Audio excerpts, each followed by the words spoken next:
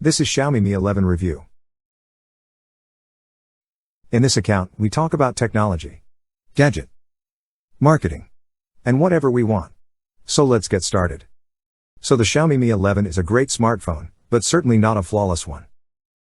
The Xiaomi Mi 11 isn't the company's largest flagship smartphone, but it's still fairly large, with dimensions of 164.3 by 74.6 by 8.1 millimeters. At 196 grams, it's fairly lightweight for a phone of its size.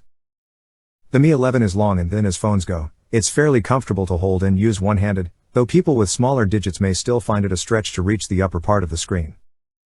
At the bottom, the phone has a USB-C port, a power button and volume rocker on the right edge, and an IR blaster at the top. The Mi 11 has a glass front and back, and aluminum frame. The glass is called Gorilla Glass Victus, and the company that makes it, and most glass phone bodies, says it's extra protective. The phone's rear camera bump debuts a design we haven't seen before. It's stepped, with each lens sticking out by a different amount.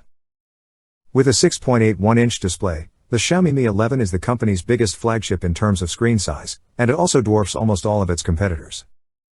The screen is curved at its edges, though not dramatically so, and is broken up by a small punch hole cutout for the selfie camera in the top left corner. In terms of resolution, the Mi 11 screen is 1440 by 3200, which is sharper than those on most flagships of a similar price. It's an AMOLED panel, so colors are particularly vibrant, and there's also HDR10+ support. The display has a 120Hz refresh rate, which many flagships now use. This means the image updates 120 times per second, double the standard of 60 Hz, and in effect this makes moving images appear smoother.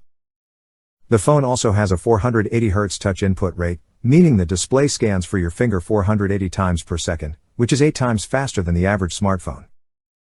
This is particularly good for gaming, as your touch is picked up really quickly, making for more responsive gameplay.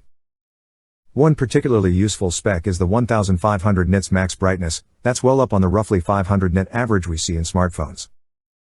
As a result, the Mi 11 can get really bright if you need it to, perfect if you're out in bright sunshine. Those specs should paint a pretty picture of the Mi Wahid. While the camera's the main snapper is 108 mpf/1.9, this is the fifth Xiaomi phone to use such a high-res sensor. The secondary camera is a 13 mpf/2.4 ultra-wide snapper. This is useful for taking pictures more subjects, and we found it took brighter pictures too. The final camera is a 5 mpf/2.4 telemacro camera, and it's certainly the star of the show. Macro lenses are used for close-up pictures of subjects, but that tele prefix denotes that the lens is designed for snapping far-off objects. Put that together, and it's a camera designed to take pictures of small objects from, relatively, far away. It's activated when you turn on super macro mode.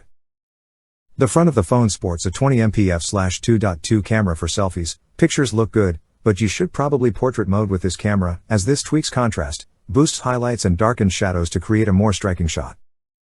Bokeh background blur in this mode generally looked accurate, although parts of our hair were sometimes blurred too. The slogan for the Xiaomi Mi 11 is Movie Magic, and we'll get onto videography shortly. Standard video shooting on the Xiaomi Mi 11 is fast and easy, as the processor, more on this shortly, lets you shoot 8K video with ease, or 60 FPS up to 4K resolution. As well as the video shooting modes, there are a few movie filters which you can apply when you shoot a video. These seem to replicate a color grade film would get, which is when color range, contrasts, brightness or similar settings are tweaked to create a consistent art style.